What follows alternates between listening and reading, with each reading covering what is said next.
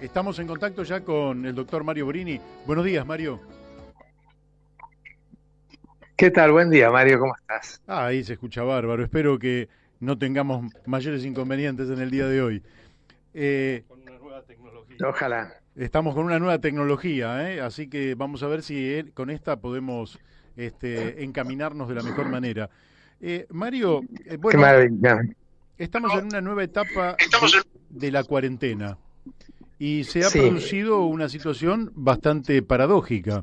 No estamos en un momento donde el número de nuevos contagiados es bajo, ni tampoco sí, el número de muertos es el más bajo. ¿Cómo estás sí. leyendo esto que está ocurriendo? Si ha sido, si es, va en la dirección correcta, la flexibilización de la cuarentena, en fin, te escuchamos. Sí, nosotros seguimos observando una pendiente estable. Sospechamos que se está registrando muertos por COVID, los que son muertos por otras cosas. O sea que estos números para nosotros no son creíbles. Tenemos información de gente que está en las ambulancias, que traslada enfermos, tenemos información de gente que está en los hospitales, tenemos información de gente que hace certificados de defunción. Hay mucha presión por incorporar como casos los que son contagiados sin sufrir ningún síntoma, de tal manera que se engrosan los números de casos. Tenemos información de que los muertos pueden ser por causas muy ajenas al COVID y hay una presión enorme para registrarlos como COVID. La gente se niega, hay mucho conflicto con los familiares porque tienen que aceptar esas actas. En fin, hay una distorsión muy grande. No solamente es en el país, parece que es un fenómeno de registro en muchos países. Hay muchos países que usan sistemas de registros muy diferentes que va a ser muy difícil compatibilizar y poder decir, podemos comparar vis a vis un país y estar tranquilos de que la comparación es cierta, ¿no? Por ejemplo, Finlandia no registra muertos por COVID que no hayan muerto en hospitales públicos. Suecia registra muertos por COVID que tengan test positivos, aunque sean asintomáticos, con lo cual Suecia ha sufrido muchos embates de discusión cuando en realidad está sobre registrando. Así que eso va a traer mucha dificultad de comparación. Nosotros creemos que la pendiente sigue siendo estable, que acá no va a haber si no hay si no hay ninguna circunstancia social que difunda el germen, más allá de las precauciones que se toman, del distanciamiento físico, de la higiene, si no hay ninguna circunstancia social que cambie esto, con un comportamiento completamente anómalo de la sociedad, nosotros pensamos que esta expansión del virus tan dramática que se produce no se va a producir. Por otra parte, en los anuncios presidenciales ha habido la misma situación de desproporción que se mencionó muchas veces. Por ejemplo, Axel Kicillof se alarmó de que hubiera 5 muertos niños en la provincia y eso da la idea de que los niños también mueren de COVID. Eso es como hablar de una aguja en un pajar. Los niños no mueren de COVID, los niños tienen una inmunidad natural muy fuerte, nacen con un sistema inmune sano y no enferman. Generalmente la inmunidad innata los protege, ni siquiera hacen anticuerpos. Cuando la inmunidad innata no los protege, alcanza la inmunidad celular, las células fagocitan a los virus. Si eso fuera insuficiente, fabrican anticuerpos propios sin vacuna. Ahora, cuando habla de 5 muertos, la desproporción es evidente porque la provincia tiene 300 muertos por mes. Él es economista, ¿se das Claro. cuenta? Entonces habla de 5 niños por mes y tiene 300 muertos. ¿Dónde están qué se está haciendo por 295 muertos restantes? Tiene 3.180 muertos por año de niños por otras causas.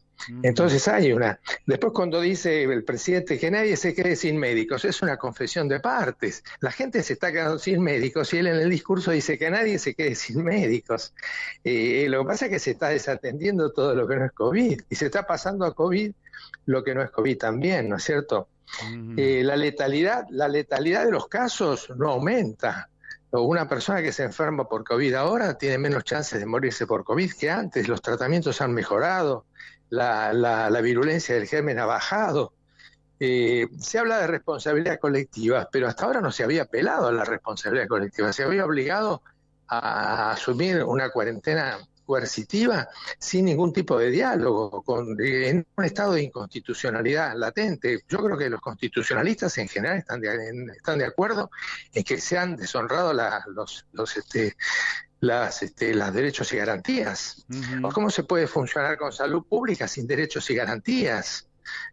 O sea, y también hay un problema también hay un problema profundo, ¿no? de constitucionalidad. Se ha propuesto que las aperturas sean propuestas por las provincias y autorizadas por la nación. Esto ya viene de hace rato, pero esto tendría que haber sido el primer día. Mario, si había provincias que no tenían casos. Claro. Mario, tengo ahí 3 preguntitas para hacerte. La primera, escuché el informe de un médico pediatra bastante mediático que está saliendo por la tele, digamos, dando un panorama muy sombrío de el caos y la ocupación, digamos, de algunos hospitales en la provincia de Buenos Aires. Sí. Y una de las cosas que mencionaba es que el sistema de derivación entre el ámbito público y privado en la provincia de Buenos Aires no está funcionando, que todo funciona en forma muy informal y a través de contactos y que la gente hace lo que puede, porque hay hospitales que ya están llegando a su límite. También convengamos que es una fecha o es un periodo del año donde suele ocurrir una ocupación más alta de las camas hospitalarias. ¿Esto es así? ¿No hay una coordinación adecuada entre los sistemas públicos y privados para la derivación en la provincia? Bueno, esto es proverbial, ¿no? O sea, no, los colapsos de los hospitales en invierno han sido una cosa frecuente, no es la primera vez que va a pasar, de que no hay camas. De todas maneras, ahora hay un régimen ocupacional que estaría en el 70%, no pasaría del 70% de las camas de terapia intensiva. Lo que sucede también es que el manejo de la terapia intensiva tiene que hacer gente competente, y nosotros tenemos un personal decadente en muchos sentidos. O sea, con la buena voluntad del personal no se arregla si el sistema siempre lo ha tenido marginado y en situaciones precarias. El Ministerio de Salud tiene 2/3 del personal de salud precarios. Hay 1.800 terapistas intensivos y 2.000 anestesiólogos. Con eso sumás 3.800 personas totalmente idóneas para manejar respiradores, pero resulta que respiradores hay 11.500. ¿Quién maneja los respiradores por más que los dotes? Claro. Entonces hay un problema no solamente de derivación, sino de capacidad instalada, manejable por el personal que ya está, que sigue precarizado. No hay una sola palabra del Ministerio de Salud diciendo que en una pandemia, con toda la urgencia y todo el dramatismo que ellos le ponen, no hay una sola palabra de acompañamiento al personal para que el personal esté consustanciado con sus dirigencias. Sí, una de las cosas el personal tiene un alto nivel de contagio, los elementos de protección de personal han sido insuficientes y llegaron tarde. O sea, ha habido mucho desmanejo. Ahora, cuando vos me decís la articulación del sistema público con el sistema privado, esto ha sido proverbialmente desordenado, no se ordena tampoco de un día para el otro. El sistema privado tiene su propia lógica, que no es una lógica como la del sistema público. Sí, una de las cosas que se argumentaban es que la capital federal, el SAME, juega un rol, digamos, de coordinador de toda esta cuestión, y en la provincia los servicios de emergencia están a cargo de los municipios. Entonces hay una multiplicidad de actores y esto hace que sea muy difícil la coordinación. No sé si lo ves así.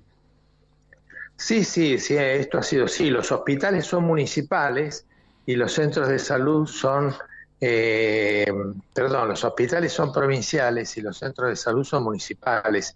Eso ha sido siempre más un enfrentamiento entre municipios y provincias que un acuerdo. Ahora ha habido un acercamiento, muchas instituciones que estaban distanciadas están trabajando de forma conjunta, pero eso tampoco se arregla de un día para el otro, ¿no? Los hospitales están en un estado también muy aminorado. Pensemos que los hospitales están aminorados porque se han transferido 250.000 millones de dólares del sistema público al sistema privado desde el año 1962 hasta la fecha.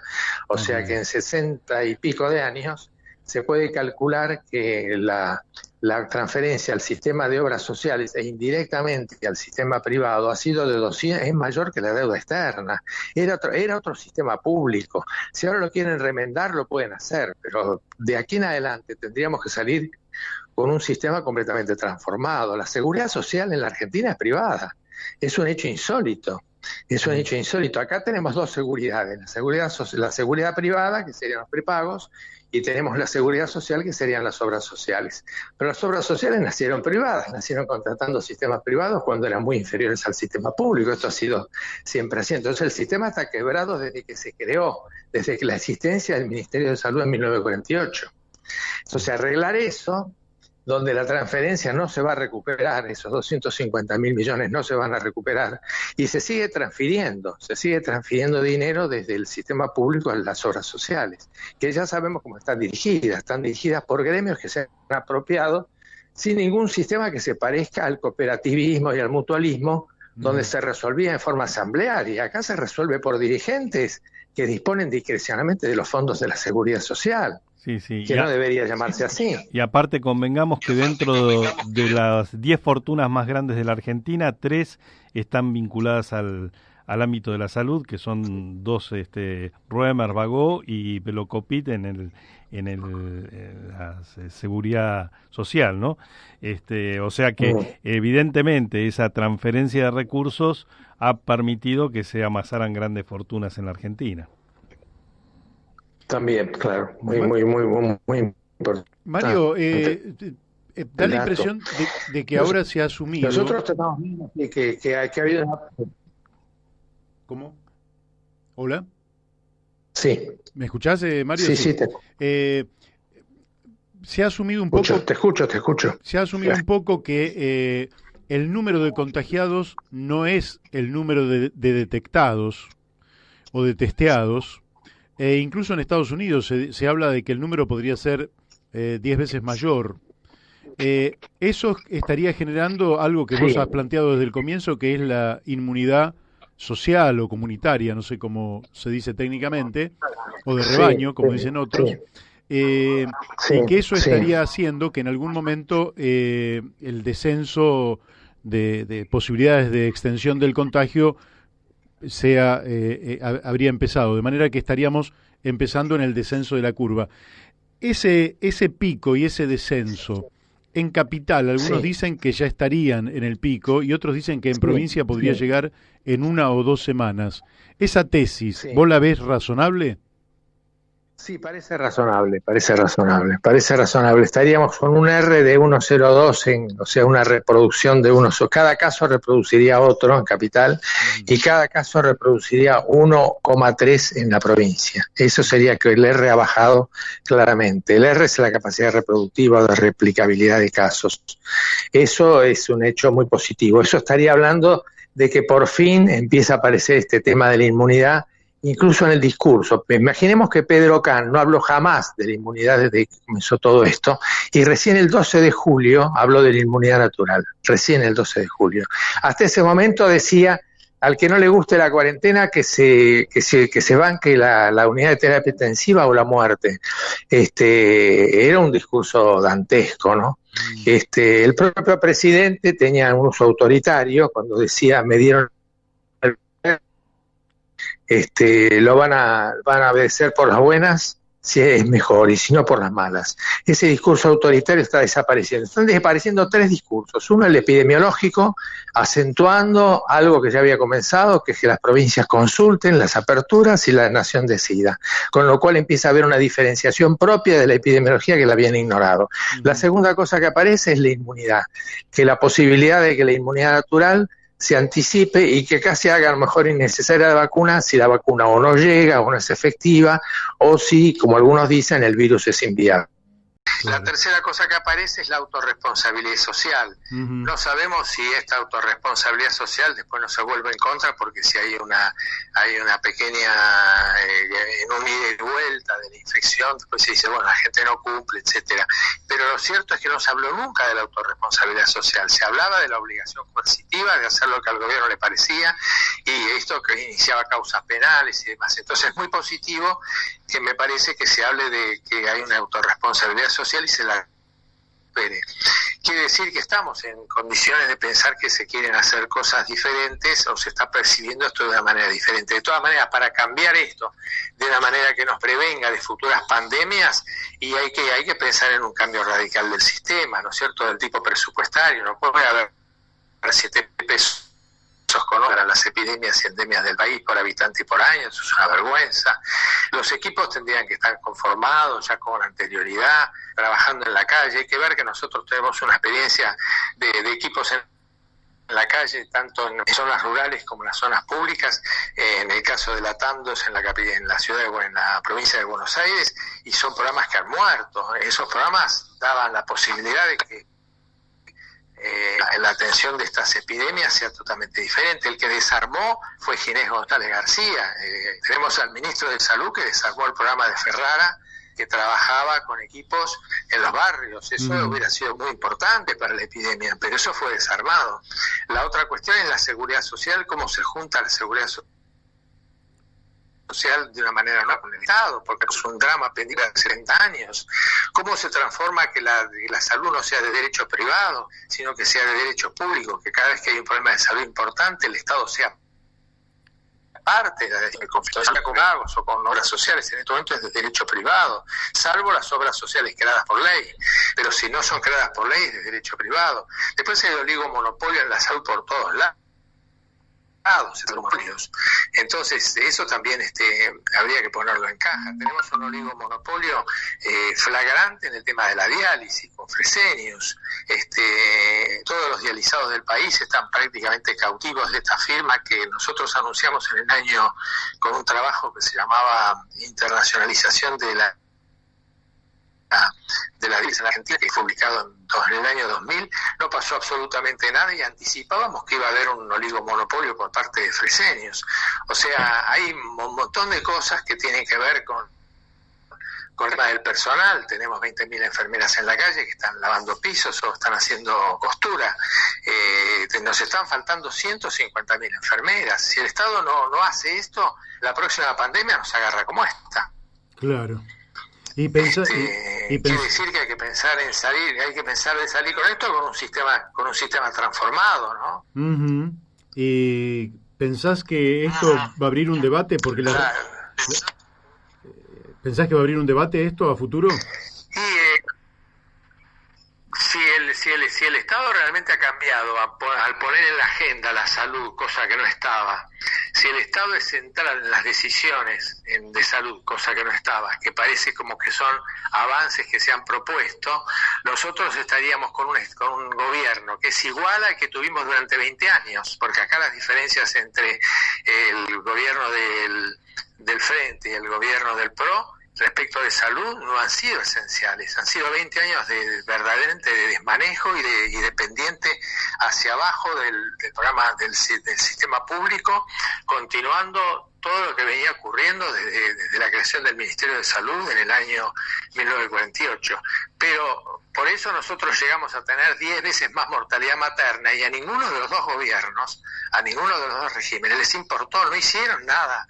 Y quedamos con 10 veces más mortalidad materna, quedamos con 3 veces más mortalidad infantil y nadie dijo nada. Ahora resulta que aparece esta situación donde se lleva el 2% de las muertes totales del país, que va a ser así el COVID, porque el otro 98% mueren de otra cosa, y se ha producido un centralismo del Estado y un grado de participación muy baja de la población, pero sí un grado de obligación de cumplir con